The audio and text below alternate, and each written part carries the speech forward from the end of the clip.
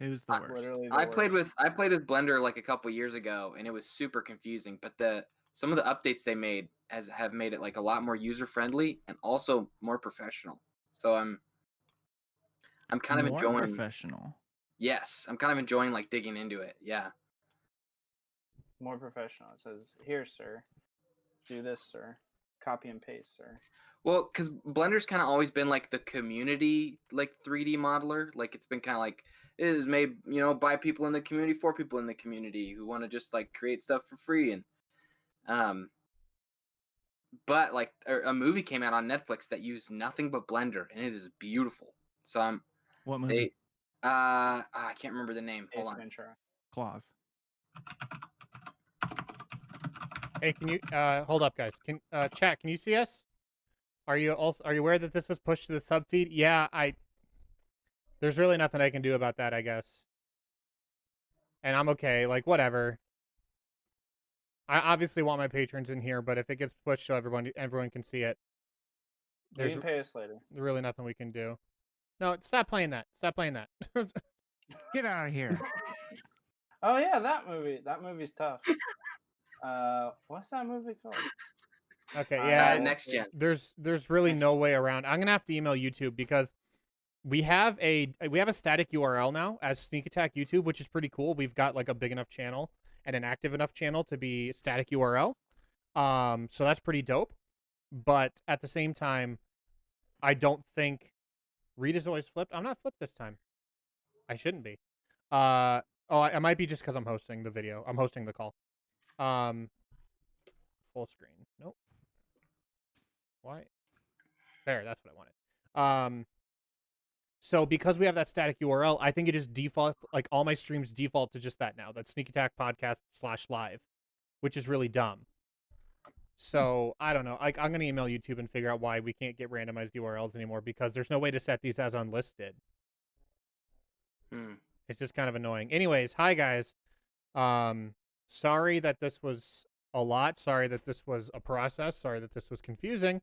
Again, YouTube making things infinitely more complicated than they need to be. So I was wondering why my phone notified me of you being live. You probably got a couple of those today because I was testing them out around 1 or something. And I think I went live, or like YouTube just starts a live thing without me even hitting like go live in my streaming software. So I think it just did it. And so you probably got like 2 or 3 of them, but I quickly deleted the old ones, but there's nothing I can do about this one because this is the only thing we have. Anyways, we're not gonna worry about that. We're better than that. We're gonna move past it. Hi, how's everyone doing? Happy May. Good grief, YouTube. It's the worst. Kaylee, Ellen, Eric, Jesslou, Matthew, Christine, Looney, Danny, Colin, Kaylee. Good to see you guys. I probably said Kaylee What's up, twice. everybody? So here's how this works. The group cannot see the chat. Only I can see the chat. But the group We're not privileged. The group can see me this time, so that's pretty fun. So here's what we're gonna do. For those of you that might be new, we've actually had a small uptick in patrons lately at the class 2 tier, which is awesome. Yeah. So which is awesome. So if you guys are new patrons, appreciate you very much. Thanks, fam. If you guys are watching because you got notified on YouTube, like if you have notifications turned on, welcome. This is actually a Patreon stream, but you guys are welcome as well. Maybe this will encourage you to join the Patreon. Who knows? I'm out here drinking my Brenna tea. Ooh, dope. I'm taking off my wedding ring because my fingers are swollen because I've been in a hot garage all day. So here's how this is going to work. For those of you who are new here, it's going to work like such. I'm really like trailing and struggling right now. So if you have a question you want to ask us, it can be about anything. It can be about life. It can be about the podcast. It can be about this stack of movies to my right. You can ask me anything, ask the group anything, and we will answer. But just put question in all caps, then a colon, then your question behind that. The reason for that is because chat moves really quick sometimes, and if something is in all caps at the beginning, that'll catch my eye a little bit better, and we'll be able to respond to that. So already the first question, I knew what was coming, and I wanted to actually take this opportunity to tell a story to you guys, because and when I say you guys, I mean also my Sneak Attack cast members. Oh, So news? New update? this is news. It's the patch is dropping right now. So Kaylee asked question, how was today the weirdest day of your life? So I posted that in my personal, like my read is cool discord.gm, and I kind of knew I'd be talking about it here, but the story is very recent, as of 2 hours ago, and so now the group can hear it at the same time. So but at the same, again, if you guys have any questions while I'm telling the story, send them in. I definitely want to hear them, and I want to see them coming. So as many of you guys know, all the group of my co-hosts should know, I'm in the process of selling my house. This house, the one I'm currently sitting in, and I listed it online for sale by owner, which is kind of risky. But I listed it for sale by owner yesterday. So my house has been available, like posted live for roughly 23 hours. Literally within like the first 10 minutes, I got a phone call of someone interested, and then all like throughout the rest of the night, yesterday I was getting texts from realtors saying, "Hey, we'd love to come look at your house," blah blah blah. So as of yesterday, last night I had 3 parties interested, people wanting to come and take a look at the house. Awesome, thumbs up, super great. I've been working very, very, very hard to get my house like prepped for showings, like as clean, as fixed up, as like tidied and everything as it can, because there's still tiny little projects I'm doing with my basement and some other stuff that just need work. And so I've been working really, really hard to try and get that going. So we had our first showing at 11:30 this morning. This lovely older couple came, took a look at the house. It was clear that they were on, like, I think their kids had moved out, and so they were looking for a smaller house just to settle in long term. And I think our house kind of fits that bill pretty well. So they came and looked. They seemed very interested. They were very nice people. They stayed for a long time, and then they left. And then the next showing I had scheduled was at 1 p.m. So this is probably like 12:15 or something like that. And my doorbell rings. And I go, well, that's strange. Like, the next people aren't supposed to be here for like almost another hour. So I pull up my Ring app, because we have one of those Ring doorbells, and I check and see who it is on my front porch, and it's my neighbors. I have this really lovely Vietnamese couple that lives The doctor. on the corner lot. The doctor? Is he a doctor? Isn't he? I don't. Oh, Didn't you? because of my no, his Wi-Fi. No, I'm pretty sure. I'm pretty sure his first name. Danny, Vietnamese people aren't just automatically doctors. I mean, I just. I'm pretty sure his first name is Doc, D-O-C, but that's just his name. It's his English name. Sure. His Christian It's name. his good Christian name. Surgeon number 1. So, anyways, apparently, and this I did not realize, this couple, it's a young couple, probably like mine and Tiffany's age. They're standing there with like a child in their arms, but they live with this older gentleman in this house across, like right next door to me. Literally, like, our fences are adjoined. And so I was kind of confused to see him standing there. We don't really talk that much, and they don't speak great English, but I answered the door. I said, "Hey, how's it going?" He said, "Hey, nice to see you guys. Are you selling your house?" And I said, "Yeah, as a matter of fact, we are. We just had some people come and take a look." I thought he just like saw like a lot of traffic or people like walking around the property and was like curious as to what was going on. And so I said, "Yeah, we actually are selling our house." He said, "Oh, cool. I want to buy it." Like, just like that. And I go, okay, like, that's interesting. Like, what do you mean? He's like, "No, I want to buy you this house." I go, "You haven't even you're on the porch." I was like, Doesn't matter. "Do you want any further investigation into this property?" And so he goes, "Well, we're looking for a house because right now we live with my parents, but we want to be close to my parents. That's just like Vietnamese culture. They want to be close." And so he said, "We want a house that's close, that's nearby, and we've been looking for 4 months." Whoa. And he had his phone in his hand, and the Zillow app was open on his phone. So I saw my listing on his phone. And Nice. so he goes, and then he showed it to me. He's like, "You're selling, right?" I said, "Yeah, yeah. Like, do you want to come take a look?" He goes, "Yeah, yeah." So I let him in the house.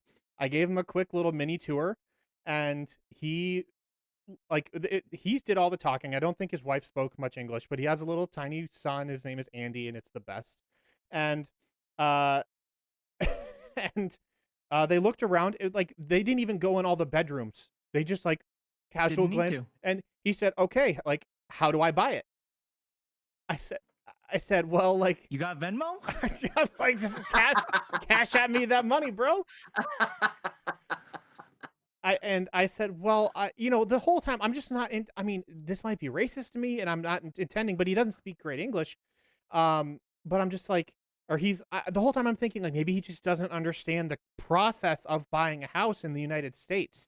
Like, there's a lot of paperwork that goes into this, and he goes, "No, I'm pre-approved." And he like emailed me right then his pre-approval letter from his bank, Okay. which is legitimate and is enough to cover the cost of my house.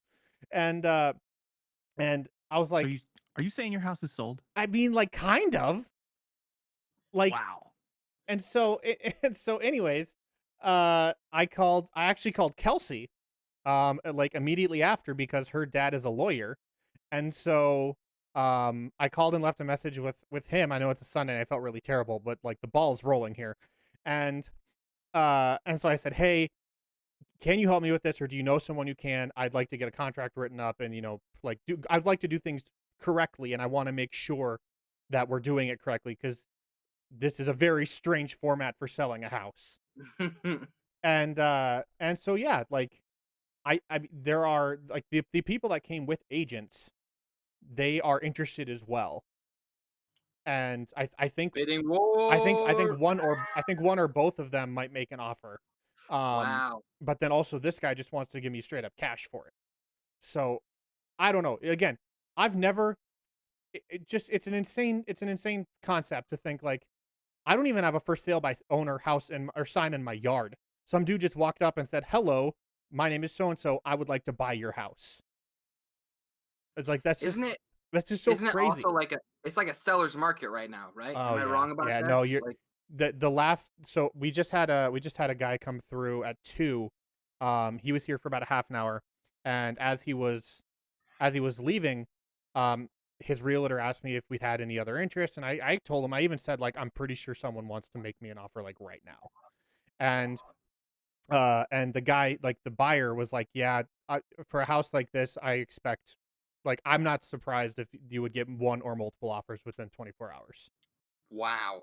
Because he's been looking for a while too, apparently, and they're all just like going like that. So Dang. it's bonkers. Like my Discord knows like that this has been anxiety for me. I just hope it's legit. You know what I mean? Because again, the process of like selling a house cash, or like it's just like I write on my name on this sticky note and I give it to you, and then all of a sudden it's your house now. Like, it's just I don't know. It's so I just want to make sure, like, I don't want to get like my hopes up too high, but it's just crazy. I mean, crazy process. Would that like cut out some of the middleman kind of expenses?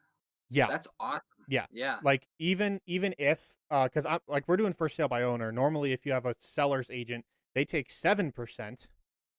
Whoa. 7%.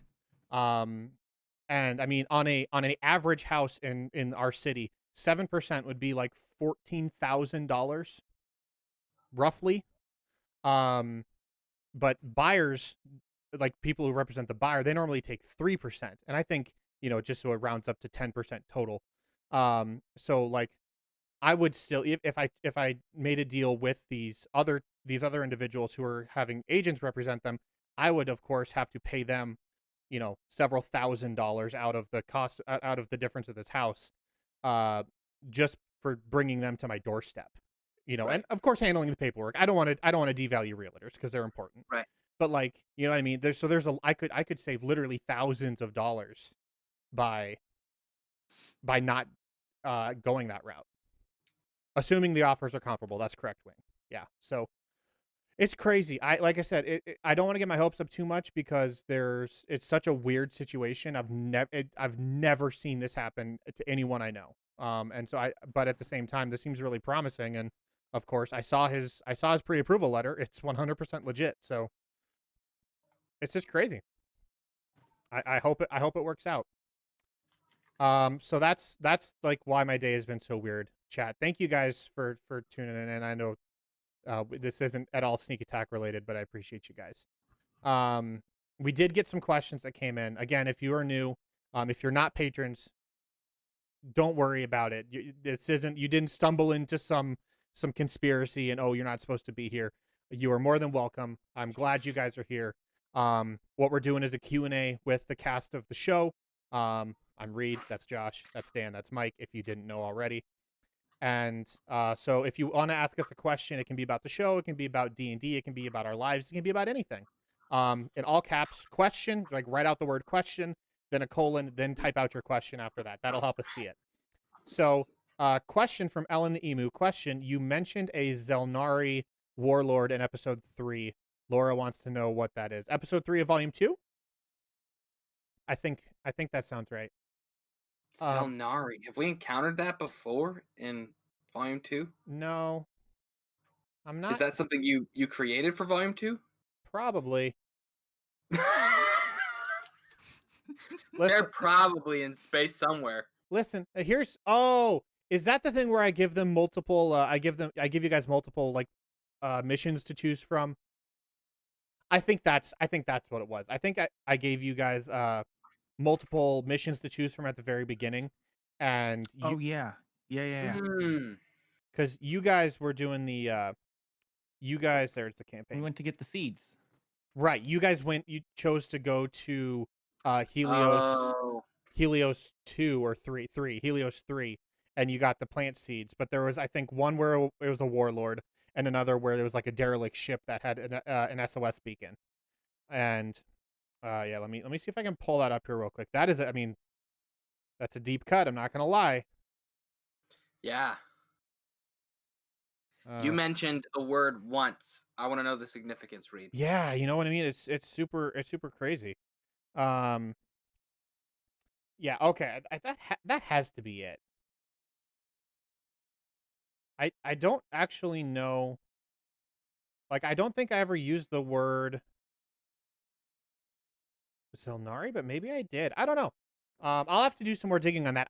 But episode 3 would line up with when I gave them that mission or those mission options. I think that's probably what it was. So also I also want to make very clear that the world doesn't stop when the players aren't there. Like, the game isn't like fake loading, only what you see and then you turn around and it reloads where you left off. Like, the world is moving regardless of whether or not the players are interacting with it or not. So all those missions that they didn't choose had an outcome without them. So just like the ring that we didn't deliver in season 1 or volume 1. That's true. The ring, that stupid ring. Question for Danny: does the rifle behind you come with medals from Army? What is the story behind it? It does not come from medals from Army. It's a Japanese rifle from World War II that my grandfather brought back. He was in the Navy, and he brought back multiple for his boys at home. And I ended up getting one of them. And chat, don't say, Danny, I thought you were Korean, not Japanese, because it doesn't work like that. I can see the messages coming in already. Question, Reed. This is from Kiernan. That one for Danny was from Matthew Girdlestone, by the way. Thank you, Girdle. This one's from Kiernan. Question, Reed. How do you deal with chaotic neutral characters? Just chaotic characters in general. I have 3 chaotic neutral party members. This can be for Josh too, because I think he has a really solid grasp on how to deal with tricky party members. I have 3 chaotic neutral party members in my campaign I'm running. Any advice would be great. Chaotic neutral, I think, is an easy. That's an easy character alignment to slip into, because just do whatever you want. Yeah, there's no accountability. It's anything you want to do. If you want to be a murder hobo, you'd be like, I'm chaotic neutral. It just fits with my character. Yeah, Danny's been a couple chaotic neutral characters in his past, I can tell you. I think I'm always chaotic neutral. Sterling wasn't No, chaotic Sterling had to have been lawful, right? Yeah. I Military guess, man? Yeah. Yeah, or even good to some degree, Yeah. right? Like, yeah, chaotic neutral is just an easy out for I don't really want to have constraints on my role playing. The Combo It- wild card shenanigans though. Yeah. Him and Kaiju both were definitely chaotic neutral.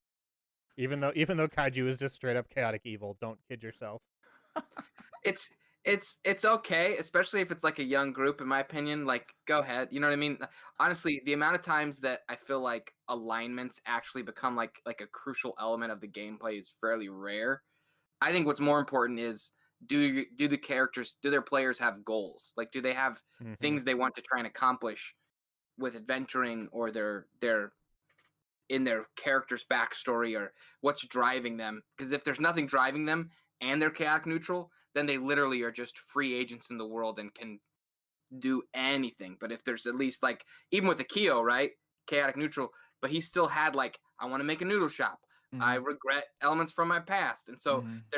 there were still drivers that were kind of propelling what he would choose to do. And I think a Mhm. lot of those driving decisions are at the behest of the DM as well. So like if you are running that game, you can really implore them to come up with a backstory that like they want to explore, and then really working that backstory into the narrative.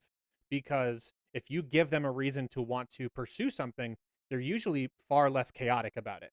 You know, there's a goal, a good and a bad outcome, and stuff like that. So chaotic neutral, like Josh was saying, is an easy place to slide into for lazy players, and not lazy, but maybe new players. But as the DM, you have that agency to be able to really pull them in the direction you want, and try to pull them in the direction you want. And hopefully, if you guys work together, you can really make something compelling that the player really wants to investigate or really wants to dig deeper into. You know, like with Akio, for example, the noodle shop, the Uncle Linus, his family heritage. There was a lot there to pull from, despite him being kind of a little more like liquid flowing character alignment. You know, just like sometimes I'm good, sometimes I'm bad, but at the same time, I still have motivators. I hope I that also helps. I also feel like like alignment is one of those things that gets way more like faced like way more thinking time than it really needs when it comes to designing a character. Like Mm. it's probably one of those things that's better to do last. Like build the character you want and then go, oh, okay, so I'm gonna play like this, so this character's gonna be this. Sure. I think it's also important to understand like the class you choose dictates your alignment sometimes. Like clerics and paladins have to be lawful. They're like there's a general like direction. Right. Yeah. So, and if that's the case, I think monks have like they have to be neutral in some way. Mm. So, um, letting your class or Josh said, the way you want to play your character kind of form those connections for you makes it a lot easier rather than just saying, "I want to be a murder hobo." Now, what race and class fits into that? Really, just work at it from backwards, and I think you'll have a much better time, and so will your players. Okay. Oh, a couple people chime in about the move, saying yes, that is very uncommon. Yes, it is very much a seller's market. Lots of good lucks. Appreciate that, you guys. Thank you so much. Question from Girdlestone. Josh, have you found a week where you can learn the animation software and earn Mike's $30?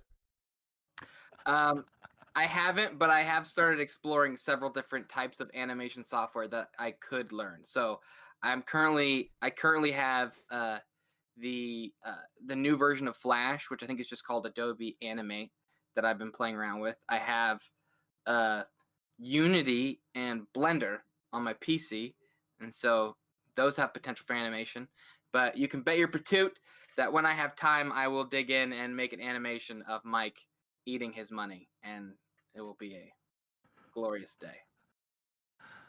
So But that I've- wireframe you showed us it's gonna end up being Mike. That's right.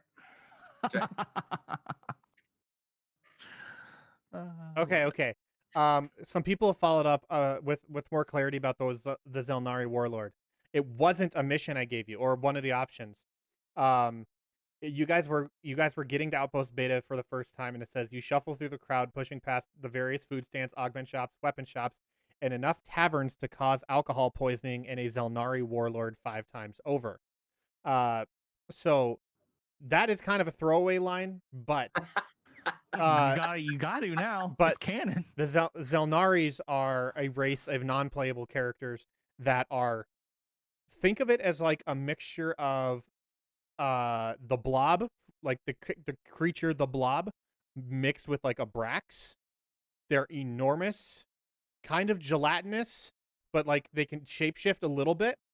And they have the constitution of like a whole herd of elephants. So you just cannot take one of these things down.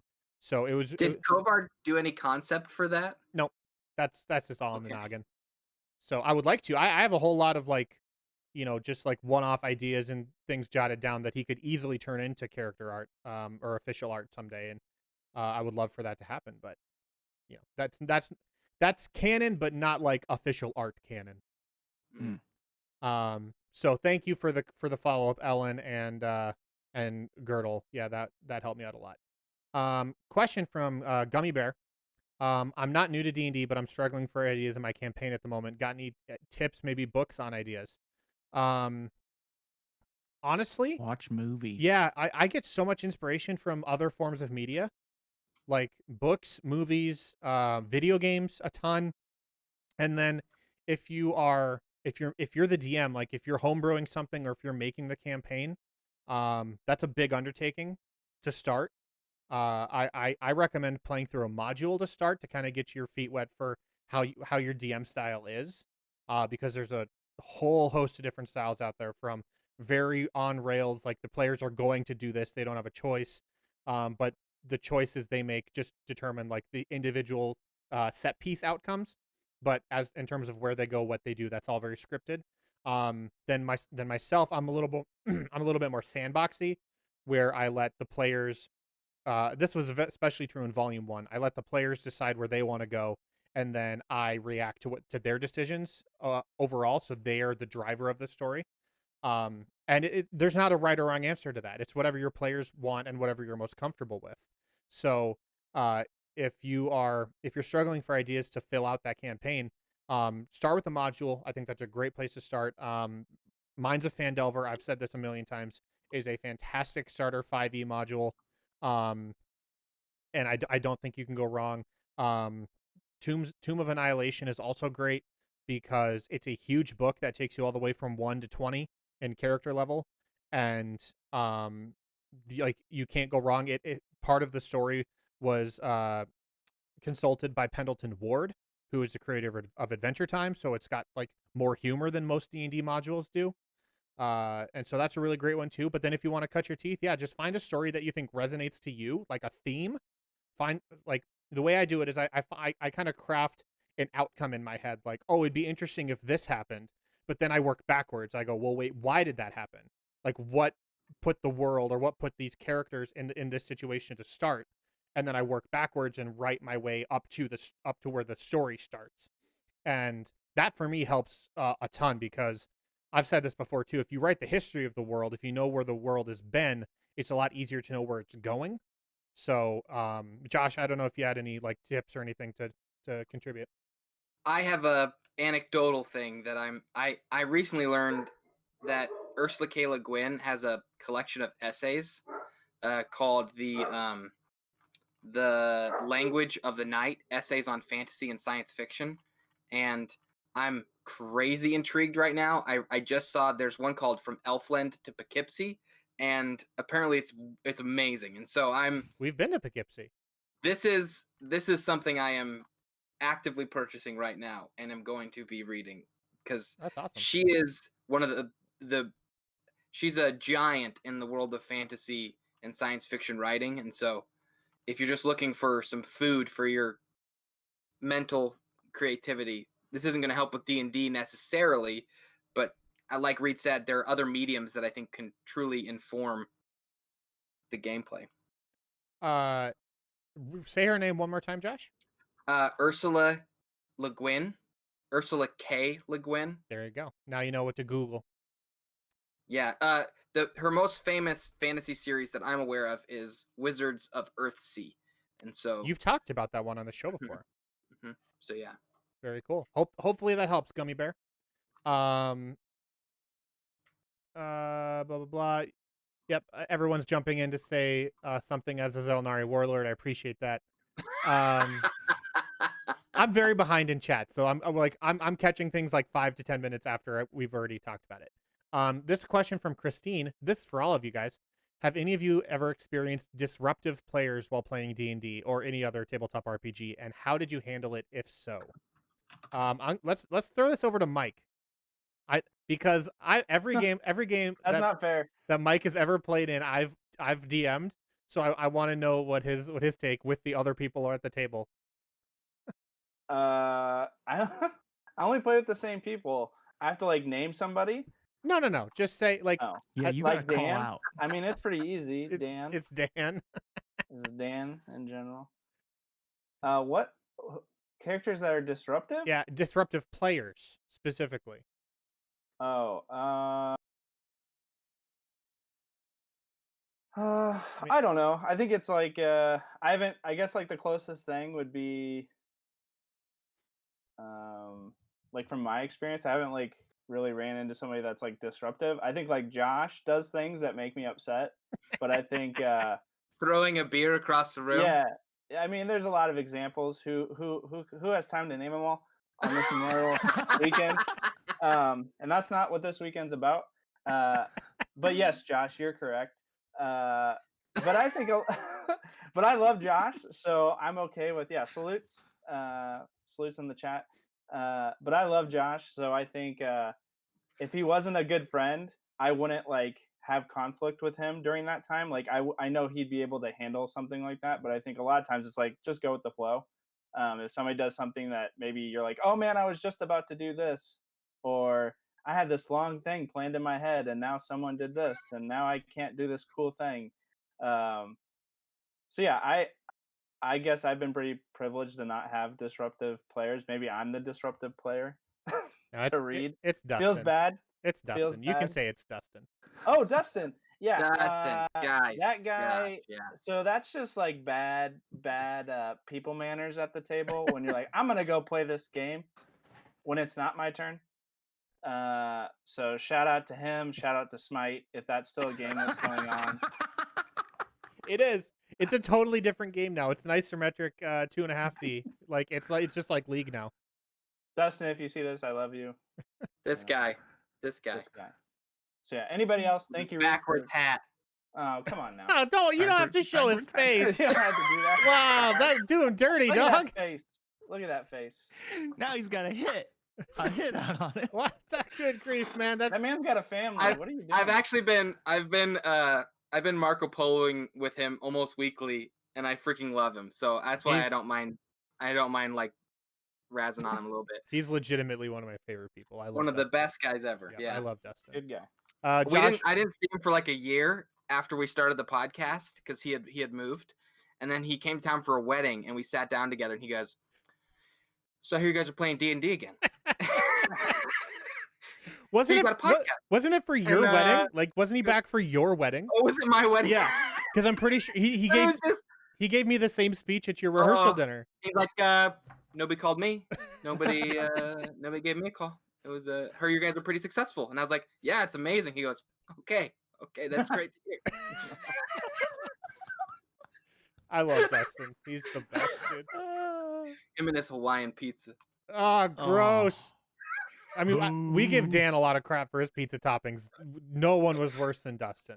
Every week he got one Hawaiian pizza, and we always made And fun he of ate him like for it. 3 pieces of the 8 of them. So like, what are we supposed to do with this? You're the only one who likes it. I love him. I love Dustin. Okay, thank you for that question, Christine. I don't know if that's necessarily a great answer, but just communication. Like that's the big summary is like if they are actually being a disruptive force at the table, just talk to them outside of the game about it. Pull them aside either early or late and say, hey man, like, this isn't what we're here for. Like, and if you don't want to play, that's totally fine.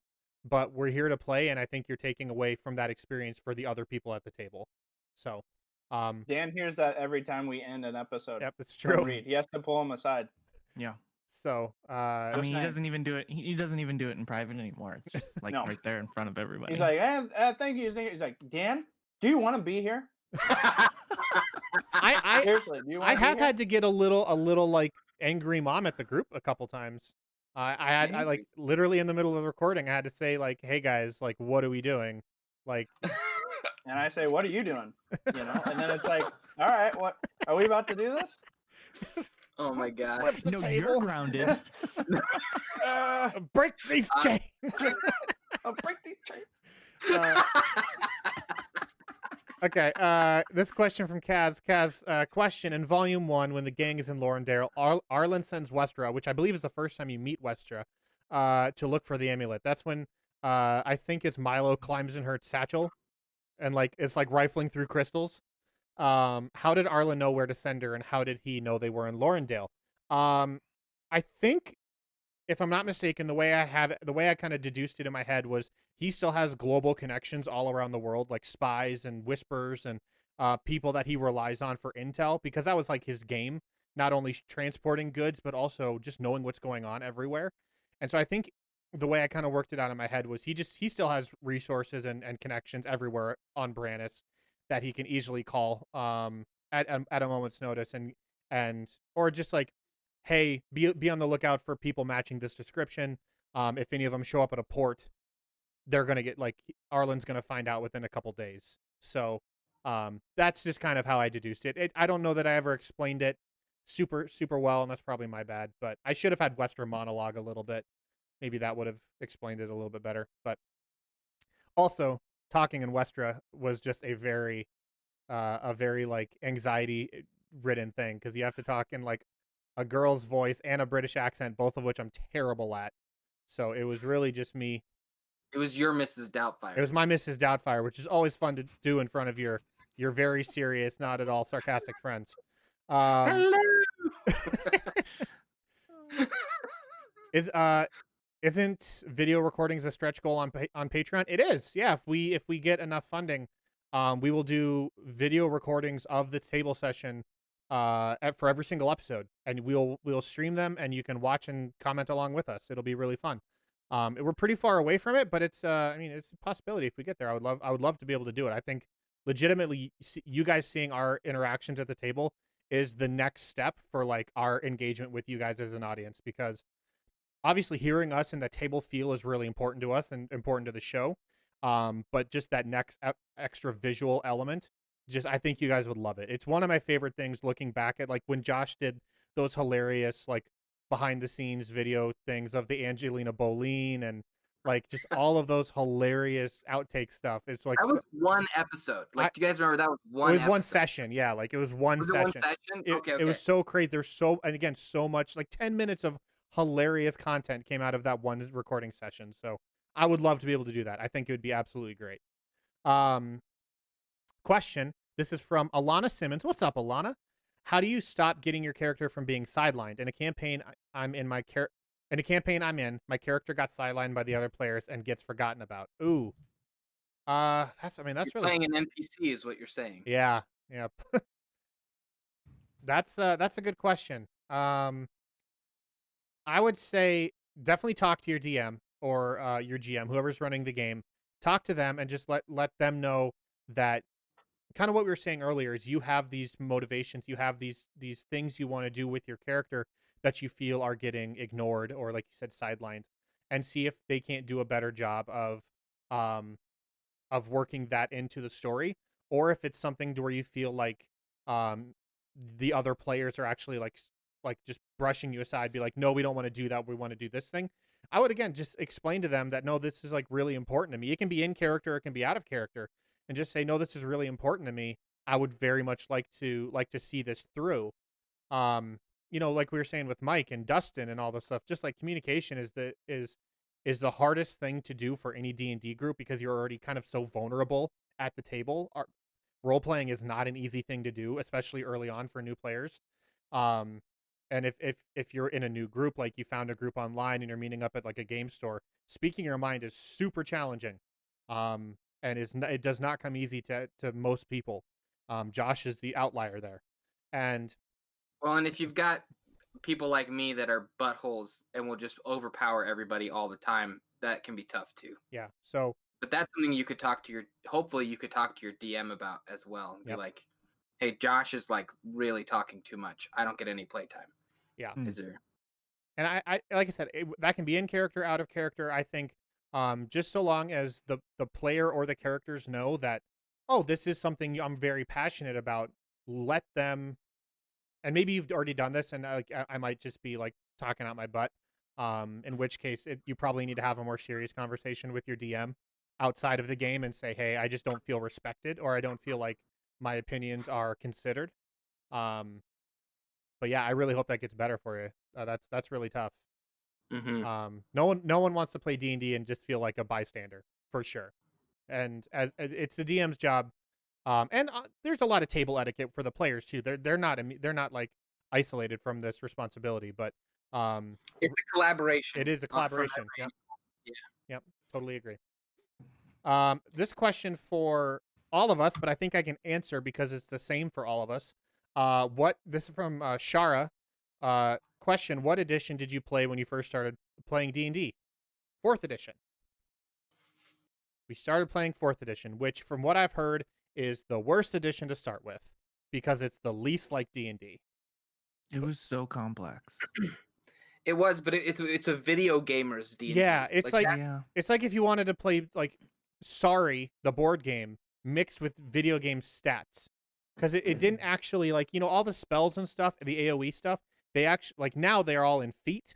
Like, oh, if someone is 25 feet away or in a 30-foot cone or a blast. In 4th edition, it was literally squares. It would say the word, like, it pushes you 5 squares because it assumed you were playing on a battle mat. And so much of the game was centered around this idea of buying merchandise. So you would buy the battle mat, the official Wizards battle mat. Then you would buy the official Wizards minis, and then you would buy all this extra stuff. And it was a very like real life DLC business model that D&D just does not mesh with, in my opinion. And I think that's one reason why they lost so much market share to Pathfinder during 4th edition. Because that's what made Pathfinder, basically. Everyone came from 3rd edition and said, we like 3rd edition. 4th edition comes out, and they're like, well, we're really not on board with this. But then Pathfinder was like, hey, guys, we've got a revised version of 3rd edition if you want. And everyone flocked to that. I personally don't like Pathfinder as much as regular like D&D 5e because Pathfinder to me is too complicated. It's like the opposite of 4th edition. Yeah. Like 4th edition, they made it to try and create an easier on-ramp for new players. So they did all the math, all the thinking for you internally, and then spit out all this crazy stuff that you had to figure out what to do with. But whereas 3rd edition was like, you have to do all the work, but once you've done all the work, you'll know exactly what to do because you built it. So it was very different. I think they actually on-ramped a ton of new people with 4th edition. Like I think the simplicity and ease of entry was actually kind of attractive for people who hadn't played D&D, but they lost tons of their base who'd been with them through every iteration. And so big like props to the D&D team for not just like doubling down on 4E and what they tried to do with it. But I feel like they took the best parts of 4E, that kind of ease of entry, and like the real essence of what D&D was at 3rd edition, and married them. Yeah, for real. Like Mike Merles, I can't imagine the work he had to do transitioning from 4 to 5. Well, like I can a little bit because I know how like complex D&D the system is, and then to pretty much rebuild it from the ground up is just insane. And he did it in like, or he and his team did it in like 5 years. For real, 4th edition was like the shortest lived version of D&D. I think it was only officially supported for 8 years. Wow. From like beta till 5th edition officially like launched. Not creating any more content kind of stuff. Yeah. And now 5th edition has already been out for, I think, like, it's got to be close to 8 years now by itself. So yeah. I mean, they're already talking about D&D Next like 4 years into 4th edition. So yep. Question, this is from Kaylee. Question, Danny, RDM, who is Matt, I guess, oh, maybe Girdlestone, has recently been rolling really well. You are notorious for having terrible rolls. Do you have any tips on how to curse his dice from multiple states away? So like, what do you do that makes your rolls so bad that Matt can also employ? I don't know whether to be offended by this question or I'm just kidding. There's really no technique to being terrible at rolling dice. You just You either got it or you don't. or you don't. And I got it. So I think what you need to do is just surround your dice rolls with White Claw, because every time it bounces yeah. off a White Claw, you do terrible. yeah. What's your favorite dice you own, Dan? Well, my illegal D20 I'm really liking right now because it's the one D20 Well, that what's your- seems to roll decent for me. What's your go-to though? What set? Is it one of the official D&D ones?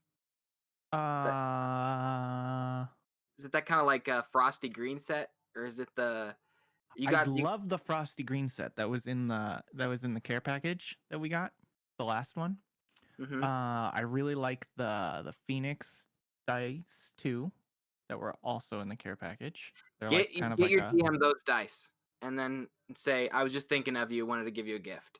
You Mm, know, yeah. like my They're OG candy dice from when I first started playing. Like there's nostalgia wrapped up in them because they were my original sets of dice. So they're usually one of the first sets I start rolling when we play.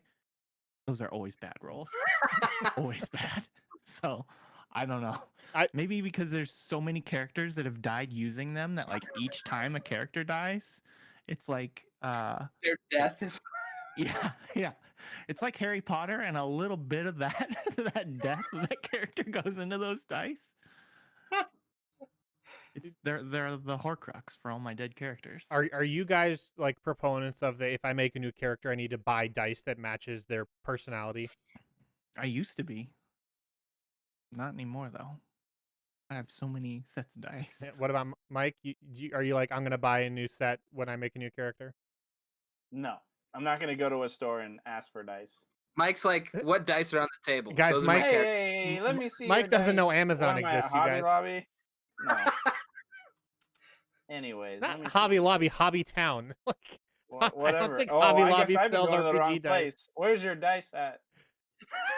Next to the floral pattern. Yeah, they probably sell dice sets that have different like live, laugh, love, prayer, family. They sell big old wooden Yeah, geometry. You'd have to carve the words in yourself. Yeah. Letters, numbers. Okay, question. This is from Eric. What are your characters' pizza toppings? So what would Lucky like on his pizza? What would Chip like on his pizza if he could eat pizza? Oh. Ethan, I feel, would like anchovies. Zantari pepperoni, Warlord pepperoni. You just slice off a piece of the Zelnari Warlord and put it on your pizza? Yeah.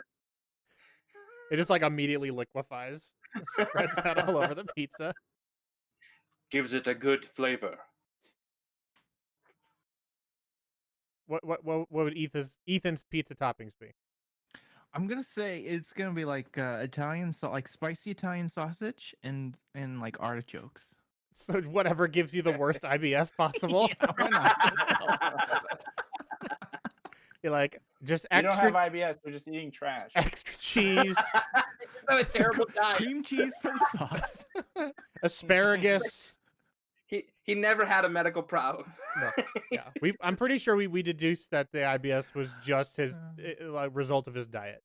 Eat nothing but space pickles. That'll do it to you. Oh, fried space pickles.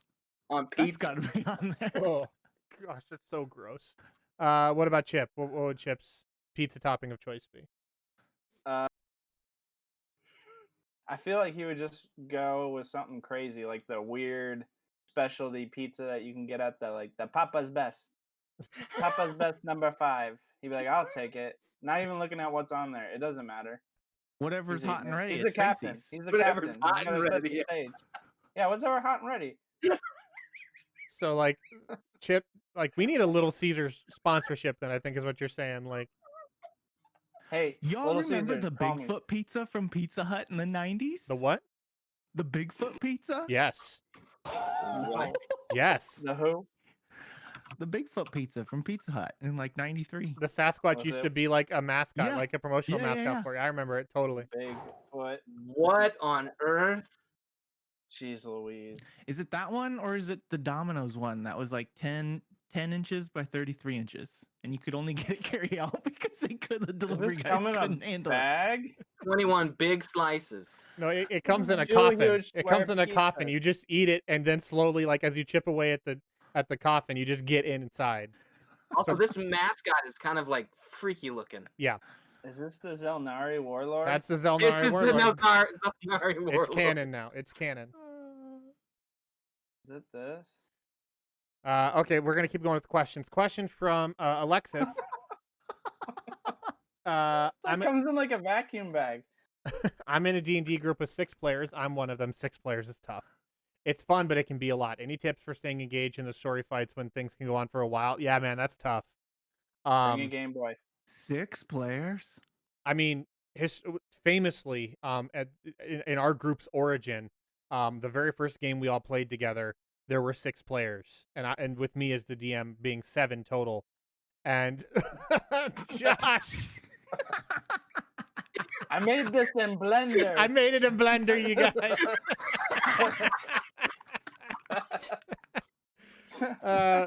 Oh my gosh. Hey, you want pizza? You sound like the dude from the Goonies. Hey, you guys. Hey, you guys. Anybody want a pizza? That's the guy. No, Josh, hold that there. I'm gonna make that the thumbnail for this YouTube video. I'm a Zelnari warlord. Hey, I'm a Zelnari warlord. All right, so Superman. yeah, this is what you guys are missing out on by not having video recordings of the sessions. I'm just telling you guys. Oh my goodness. So yeah, our first session we played not on a podcast, clearly, had 6 players, and one of them didn't show up to every session, and when he did, he was a little disengaged. I actually had to ask him to stop coming. Oh yeah. Which was But legitimately one of the funniest moments. Yeah, it's true. Thanks. One of the best moments Wait, of the podcast. What is it? No, Matt. I asked Matt to stop coming. Don't laugh at Matt. He's a good guy. But He's a great guy. Just was seeing if you're gonna name him, and you did. yeah, Mike's like, who was that again? Was it? It was like something. MacGyver. Like something. I've never seen someone visibly sweat in fear during a role playing moment. Have they heard that story? Yes, they I'm have. sure we've Yeah, told that's so in many a mailbag or something. It's so uncomfortable, but so funny. So yeah, like Remember those energy drinks he used to put? yeah, it tastes just like Mountain Dew, you guys. Shut up, Matt. No, it doesn't. Alexis, to get back to your question, I apologize. I mean, that is, I hate to put so much pressure on the DM, but the more players you have means the more enemies you have, which just means combat goes on forever. I mean, I totally get that plight. I mean, without trimming like player numbers, really the only thing your DM can do is make fewer, tougher enemies for the group to gang up on.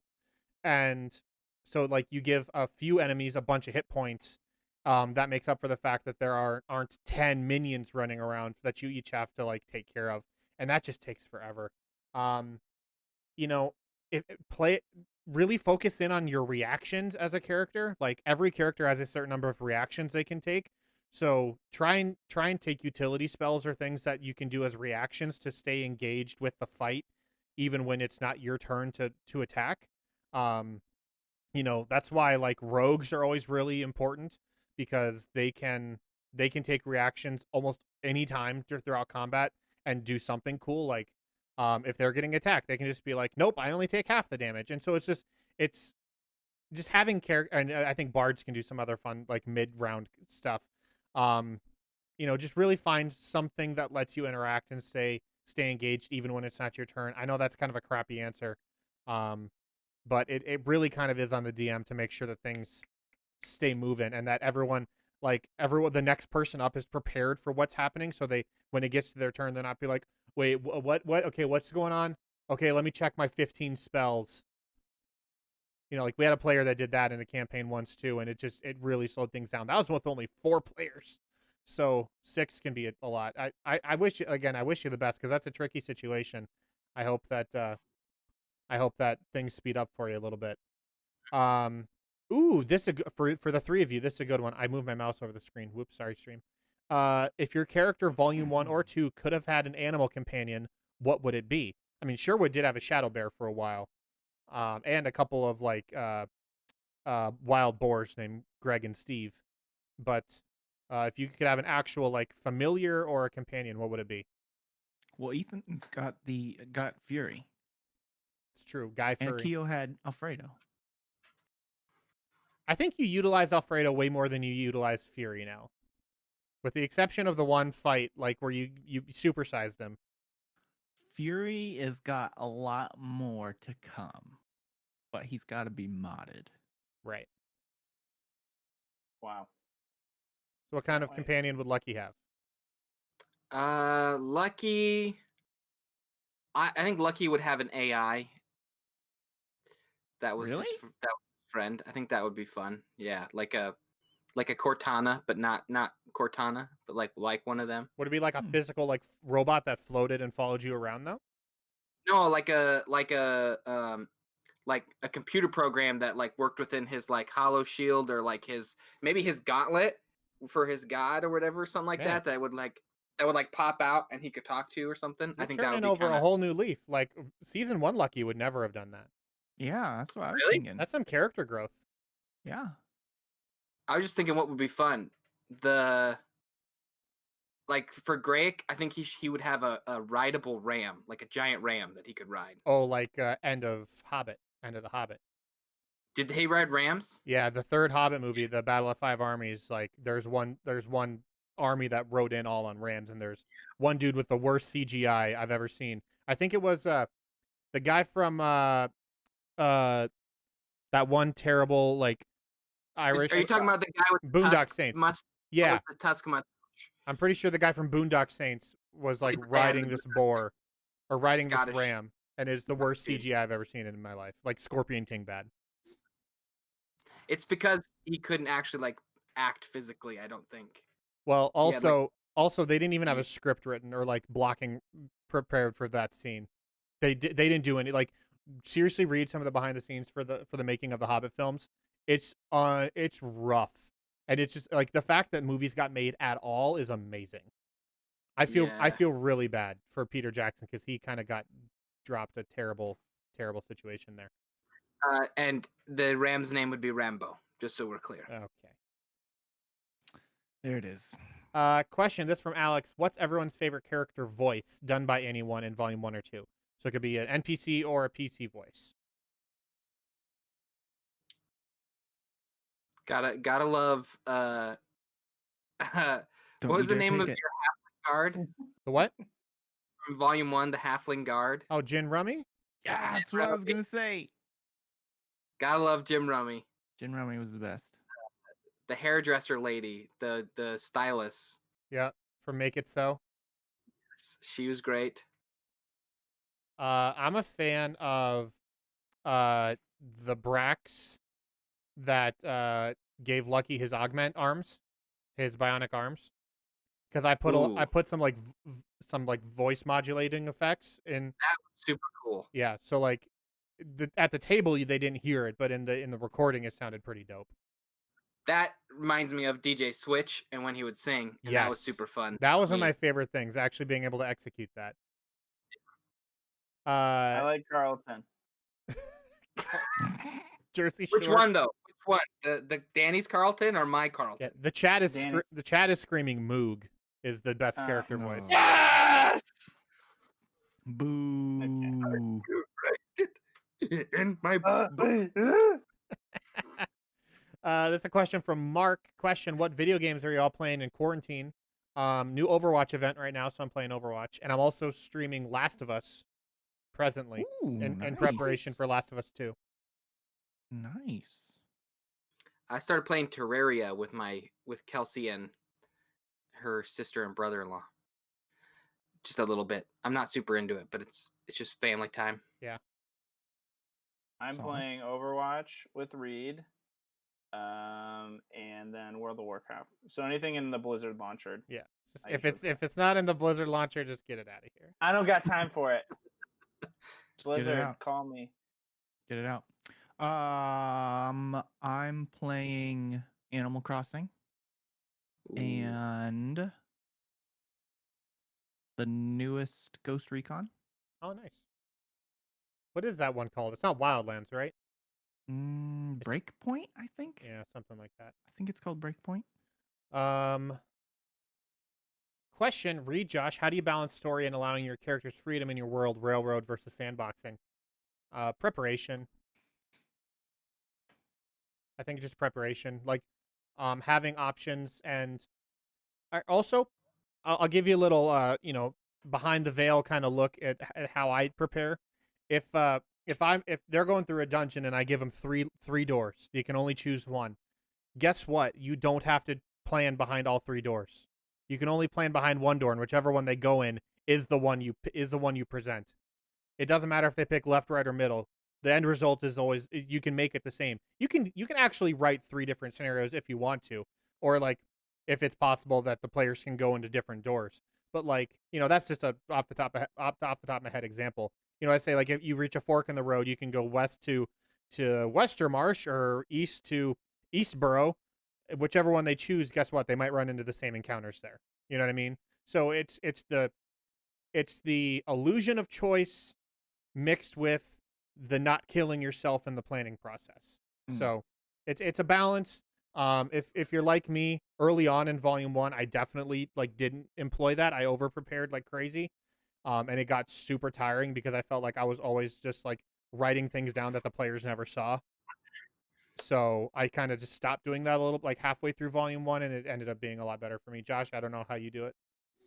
I have this like interesting battle in my mind between like story and goofy obnoxiousness, and I think there are seasons where I'm really pushing story, and I feel like it ends up hurting the game I'm DMing because I'm like trying to like make a story thing happen, and it's serious, but they're not responding seriously, and so it's like it's making it hard for me to like figure out what to do. Yeah. Whereas like when I'm in the goofy mode and I'm just being obnoxious and throw a naked guy into the room and see what they do and how they react, like No, Josh, just in game.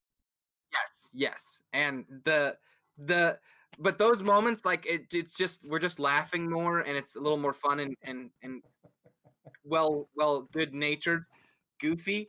And then when like story moments happen amidst the goofy, I feel like it's a little more natural and it's a little more driven by the players, and it's less on me to like make it happen. But I'm with Reed. I don't think that it's so much better if you have the whole world prepped in your mind and understanding, so that when the players are ready to do like meaty story stuff, you got it. Yeah. Like Yep, I totally agree. So we are at time. I don't know how far back we are, so we're just gonna go through the questions we have here, and then we're gonna wrap up. But thank you guys. A ton of questions this stream session, whatever you want to call it, which is I'm sure a result of it being open to the public. But also I'm just encouraged because we haven't had any episodes to record in a while or to release in a while. So the fact that there's still questions and still interest from this is just really encouraging. I appreciate you guys like crazy. So real quick, we're lightning round time. Question, Reed, when Sherwood interrogated the plant, how tempted were you to give that plant attitude? Very tempted, but also at the same time, I was still like, I didn't want to immediately like butt heads with Mike in this great moment. I kind of just wanted to let him have his thing.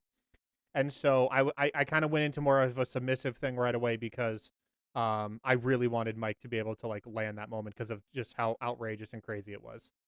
Oh gosh. Chat skipped really far ahead. Okay. Oh my gosh, there's so many. It goes back so far. How can I not? Okay, cool. Question, what's your guys' opinions on Guildmaster's Guide to Ravnica? I have no idea what that is. I don't know what that is. Looking for more questions. Now we're talking about Bigfoot pizza. Question, do you not have sheet pizzas? I don't know what sheet pizzas are. If they're just like pizzas in a cookie sheet, I've eaten one in that shape, but I don't think it's a thing. Hard cap your max players at 6. Again, I think 6 is too high. 5 is just enough. Like I still think 5 can be a lot to manage sometimes, but it's not impossible. 6 I think is actually impossible to make it and still have fun. My husband used to play D&D with Sneak Attack and apparently never told me. I am unsure about that. Question, what's with the rifle hanging up in Danny's room? We actually answered that one already. That's up at the beginning, and when the VOD goes live, you'll be able to see it. Okay, we're getting there. Gin Rummy, Roberto. Okay, yeah, we're nearly there, guys. Question, who do you main in Overwatch? If I'm a healer, usually Moira or Ana. If I'm a tank, Orisa or Roadhog. I don't main a lot of DPS. The dwarf guy with the hammer. Torbjorn. Torbjorn. Mike is Josh Zenyatta. doesn't play Overwatch. Mike is Zenyatta or Moira. Or Soldier 76. Yep. Question. Dan, answer that. Dan doesn't What? play Overwatch. Dan, which Overwatch character do you main? I don't know their names because I don't play. There we go. Just I say did it by download it the other day though. they look like. There we It's a go. character. Yeah, what's their utility? What do they do? They shoot the guns at the people. You like the sword guy, the bow and arrow guy. Dan played a lot of Reaper, I feel like. I like Mercy when I play. Oh Yeah, yeah, actually that's he's a decent Mercy because he doesn't have to worry. Yeah, like his whole thing heal. is staying back. Yeah, his whole thing is staying back, so that's nice. Dan, what's your favorite Animal Crossing villager and why is it Bob? And why is it Bob? Yeah. I hate all the villagers. Like I try and like box them in and trap them so they want to leave my island. I just want the island to myself. Question, what other podcast do you listen to? That's a very big question. We're probably not going to have time to answer. I listen to Heavyweights and the Roger Deakins podcast. Again, I still don't even know the name of that podcast, but it's very good. Okay. It's, Deacons, Team Deacons. I started listening to it too. Yeah, Team Deacons. Yeah, there you go. Because Super it's great. If you're interested in filmmaking at all, it's amazing. That's it. We're all caught up. Thank you, guys. We went about 5 minutes over, but we were also a little late starting, so we're probably right at an hour. Appreciate you guys very much. Thank you for tuning in. Thank you for being patrons. If you're not a patron, patreon.com/sneak. You can get content like this every single month, as well as a whole bunch of extra stuff, not just the live stream. There's bonus podcasts. There's art. There are digital assets. There are DM notes. There's all kinds of awesome stuff. Appreciate you guys like crazy. Thank you for tuning in. We hope you're staying safe. We hope you are being responsible and your families are staying healthy and everything is good there. Thank you for all the positive love about my house situation. That's been really encouraging. Thank you to these three for tuning in and carving time out of their day on their weekend. Salute the troops. And salute them. And that's going to be it. Thank you guys. Appreciate you very much. Bye, fam. See you in June. Bye, everybody. Bye-bye. Bye.